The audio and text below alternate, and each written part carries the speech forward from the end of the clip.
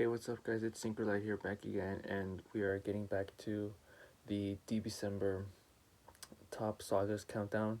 Last time we saw entries 12, 11, and 10, which were Future Trunks saga in Super, and then the Pilaf saga in Dragon Ball, and number 10 was the Survival slash Tournament of Power saga in the Dragon Ball Super. We saw a glimpse that number 9 is gonna be the Majin Buu Saga or the Buu Saga. So yeah, let's see what's after the Buu Saga at number 8, and so on and so forth.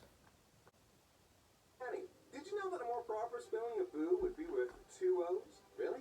Is the whole bibbidi bobbidi boo reference? Yep, but they went with the Japanese Romaji spelling because they probably didn't want to risk Disney giving them a hard time. They probably also wanted to make Boo more easily searchable online, and also not sound like a ghost from Super Mario Brothers. Makes Now sense. that we've got our hashtag Dragon Facts out of the way, the Boo Saga is weird. Frustrating. A bit of a mess. It's a saga chock full of memorable moments, but equally chock full of dubious decisions and disheartening disappointments. For real. The final saga of the original manga Just is cancels the out. longest in terms of chapters, second longest in terms of overall pages, and maybe the most vexing on the list. I've talked at length about the shortcomings of the Boo Saga in my video Majin Buu, the Mishandled Mess. In that video, I mentioned that a community poll ranked this saga I voted as on that the one. worst of Dragon Ball Z. For real. And though that doesn't have anything to do with how we ranked this saga here, the consensus is telling. People generally recognize the issues with Boo. It has trouble getting started, it's overly long, so much of it does not progress the plot. Its main antagonist is memorable but inconsistent, and it mishandles some major characters. It takes the story approximately 40% of its overall length Wow. just to establish its key players and major conflict. And throughout that conflict, the story introduces Fusion, Super Saiyan 3, and Ultimate Gohan, but instead of serving the narrative, there are flourishes that blows it, slowing the actual progress of the story down. And that's not to speak of what it does to Gohan's role in the narrative. At the end of the Cell games, we see the torch passed from Goku to Gohan in one of the most thrilling climaxes in all of Dragon Ball. And Goku makes the choice to leave the role of Earth's protector to him, and arguably the role of the main character. It's a huge moment, and while some might argue that the journey there was flawed, the outcome was decisive. But once Boo rears his pink-ass head, Toriyama seemingly reneges on this decision. And let me make this abundantly clear. This isn't about us wanting Gohan to specifically remain a fighter and slavishly dedicate himself to training and combat like his father did. Honestly, I love the idea of him just being a family man and doing the same man stuff on the weekends. It's cute, it's fun, and it fits the character. But so much time is spent People forget building that up Gohan the as a main child character, even going several never chapters really without Goku sought at all in the Saiyan to be a arc, fighter only like his for him to father. be firmly pushed back into the supporting role the moment Goku arrives back on the He scene. was just a And the fighter amount because time of the dedicated to his circumstances unearned that he was power-up going is through. even more insulting as Gohan proceeds to lose regardless, completing his transition. And though there's a lot to talk about with Majin Vegeta and how much of a fan favorite he's become, we've barely gotten any time with Vegeta as a quote-unquote He good looks like he guy was dancing. before he was back to murdering innocent people, which makes the betrayal feel just a little bit rushed and hollow. And despite his rematch with Goku having some emotionally effective moments, the actual quality of the fight is a bit of a letdown. But there's something worth bringing up here, more than maybe anywhere else on this list. The difference between the quality of the writing and how the series actually made you feel while these moments happened. Because while its issues regarding the writing are widely debated, there's no denying that the Buu Saga delivered some of the most memorable scenes, creative decisions, and unique techniques in the franchise which have stuck with fans years after the manga finished. Fusion never decisively wins a single fight in all of Dragon Ball, with the exception of the movies. Vegeta does manage to save his friends and family, but his existence still genuinely feels more like Shueisha wanted new merch, and Toriyama was trying to keep things fresh. But, damn it, who doesn't love Vegeta? Transition. Or Gogeta? Hell, Goten and Trunks aren't even characters all on their own, and Gotenks is probably the worst example of Fusion not accomplishing anything of value. But Gotenks he is a sounds more like gas. Trunks And Vegeta's and brutal, feels more like almost Trunks surgical deconstruction of Buu is one of the best than a beatdowns in combination of series Trunks and Goten. Huh. Hey guys, does this have to be the last one, or...? And despite Super Saiyan 3 ultimately feeling unearned and visually polarizing, its design is undoubtedly iconic.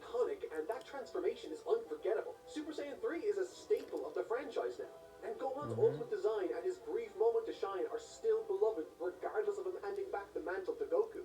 And though I'm not a huge personal fan of the Saiyan arc myself, that brief stint where we get to see Gohan living his life as a superhero and getting to know and fall for Videl are precious to a sizable amount of the fan base. And though Buu's lack of consistent form makes him hard to establish a firm, lasting connection throughout the plot, his amorphous nature also provides a wide variety of fascinating, unique personalities, all of which manage to leave a lasting impact in different ways. From Fat Buu's deadly innocence to Super Buu's unhinged malice to Kid Buu's chaotic insanity, what he lacks in depth, he makes up in variety.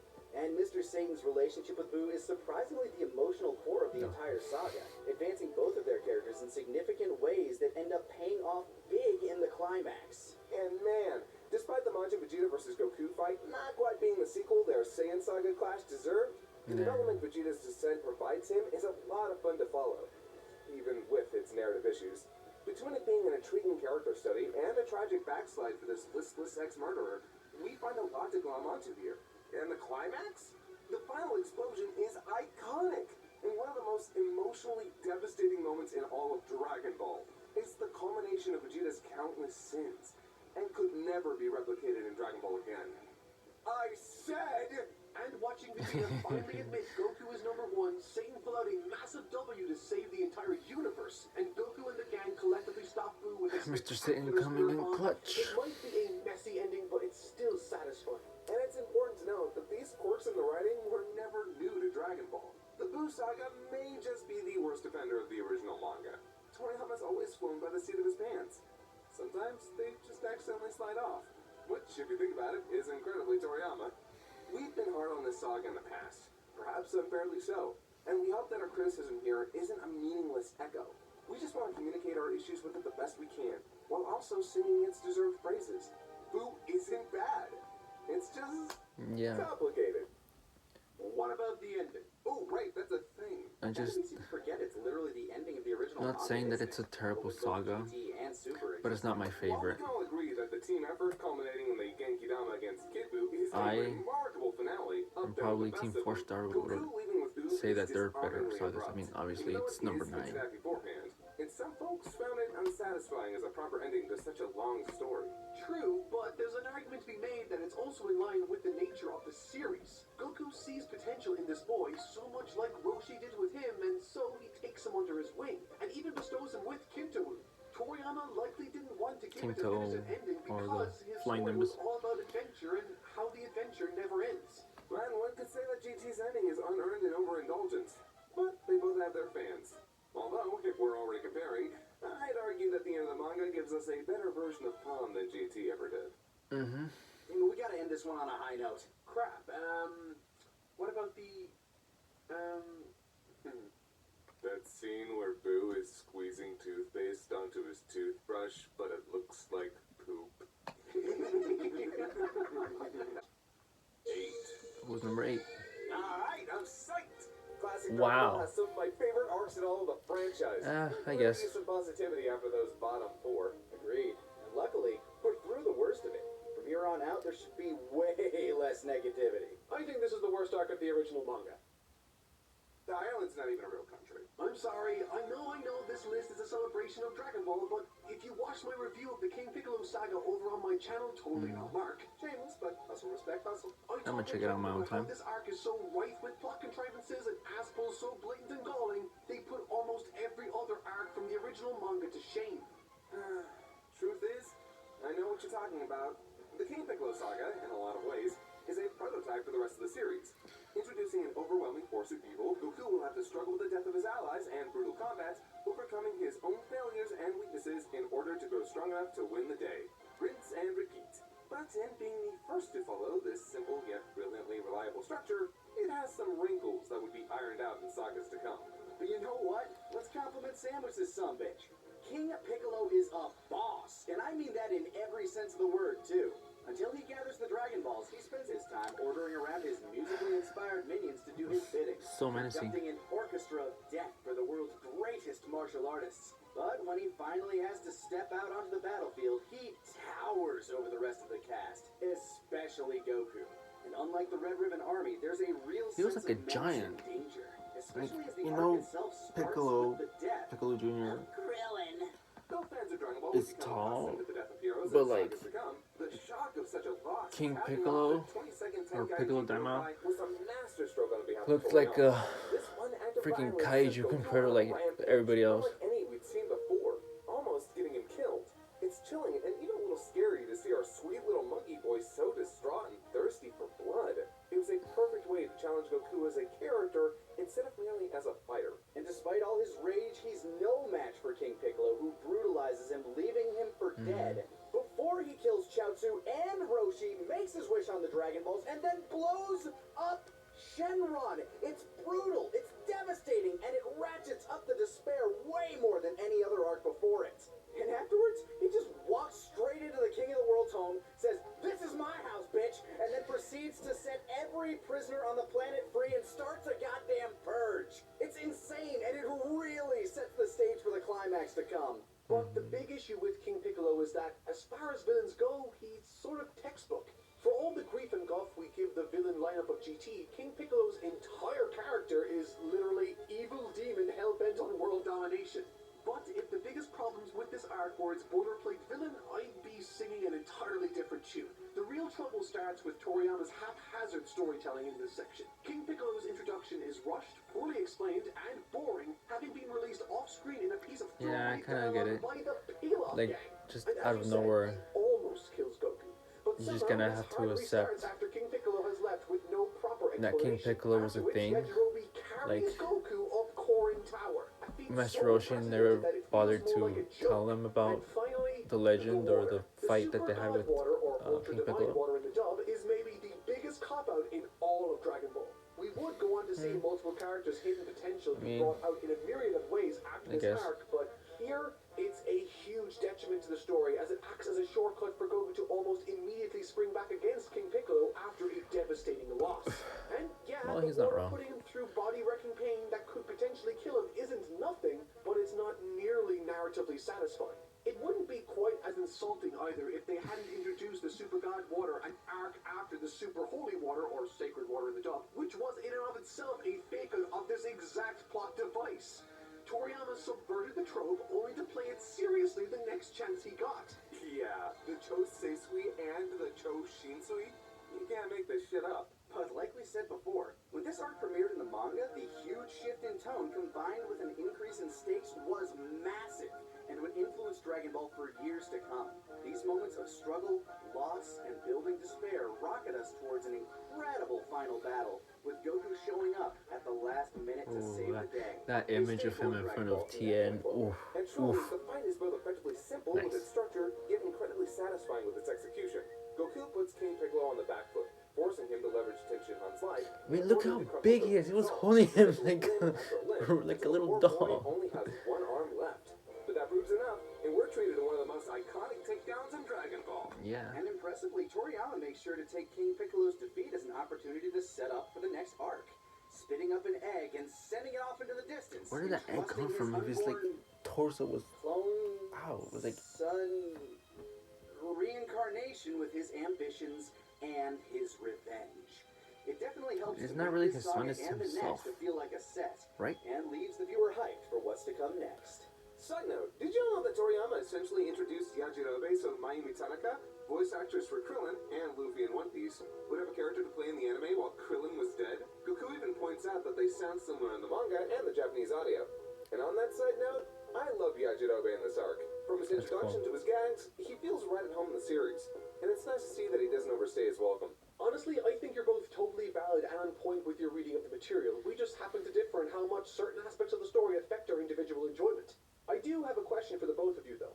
Do you guys consider the meeting with Kami and Popo to be part of this arc or the next? Actually, one of my favorite Dragon Ball YouTubers, Mr. Fusion, made a fantastic argument that it belongs in this saga. Specifically because Krillin dies at the beginning, so it would only make sense that Krillin's revival would finish it, effectively bookending it. This introduction comes with some fascinating lore and a great fulfilling training arc for Goku that does manage to take away some of the sting of the Super God Water. And though it definitely feels a tad convenient, what with Kami being able to create a new set of Dragon Balls to undo the slew of deaths that gave the story its weight, Shenlong. this meeting with Kami feels like a natural next step for Goku in his journey. And I'm sorry, story as a whole. Shenron for you I can't help but the point out the bullies. hilarity that someone can ask, remember that time Goku met God? And you can just respond, which one? It's also a little funny that Battle of Gods makes such a big deal out of godhood, considering Toriyama keeps whipping out a new deity every time the last one gets dunked on by Goku. It's like infinite regress, only with gods. Well, you know what they say?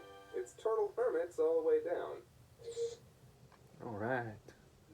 So that was the entries 9 and 8 with Majin Buu at number 9 and the King Piccolo or Piccolo Daimao number 8. First things first for Piccolo, Majin Buu arc. Yeah, it's not one of my favorites sagas out of the entire Dragon Ball franchise. I just feel like, and I don't know if I'm gonna be the only one. There's probably some that have made the similarities to the other previous arcs. Cause like if you watch the entirety of Dragon Ball, then Dragon Ball Z, up to right before Majin Buu Saga starts, and then you watch the Majin Buu Saga, you're gonna make and see a lot of similarities and references to previous events. There's a lot to even list, but like for example, there's the whole idea of Majin Buu having a innocent, peaceful side and then an evil, like chaotic side. That's like the whole Piccolo, Nameless Namek, Kami, and Piccolo Daimao thing. The what else? What else was there? I mean, the rematch, Goku and Vegeta's rematch, basically just Goku and Vegeta again. And I mean, it's different, but it's there. One that I noticed, I don't know if people caught it, the match between Gohan and Dabura, where Gohan's underwater and he shoots like the ki blast to distract Dabura, is something that you see in the anime when Goku fights Frieza and he shoots the little ki blast to distract Frieza. What else? I mean, there's a lot. Oh, sorry, that was 3. Oh yeah, in the tournament, right before they go into like following Spopovich and Yamu to find where Babidi's ship is, in that tournament, Krillin fights, I forgot his name, but he's like this big, chubby, like Arab guy, which is like a common trope for Krillin to be fighting somebody like he's huge. I remember like in Dragon Ball he fights Bacterian, and then I think in the second time they're in the tournament he fights another one like in the preliminary. It's just some big dude, and that was 4. I mean, I'm kind of blanking out now, but you get the idea. And as for the Piccolo Diamond Arc, I think I said in my previous video to these reactions that would be like in the top 5 maybe. I guess they made good points about how things feel like just come out of nowhere, and the plot devices that they use for Goku to like come back and fight King Piccolo again was sort of like undeserving, I guess. But the arc itself was like, it was different because it was kind of like a turning point in the series, because before that the whole shtick was like, martial arts and fun adventures, silly gags and all that stuff. Like, even though the tournament before where Goku fights Tien, there was a bit of seriousness in it, but not until like after Krillin dies that, it does a complete 180 on you, and then it's like, it's like there's more at stake now. Yeah, so that was the 2 entries, number 9 and number 8. Let me know if you agree with these entries. Do you agree so far with number 12, 11, 10, 9, and 8? Where would you rank those? And yeah, let me know what you guys thought. Leave a like, subscribe, and I'll catch you guys later. Adios.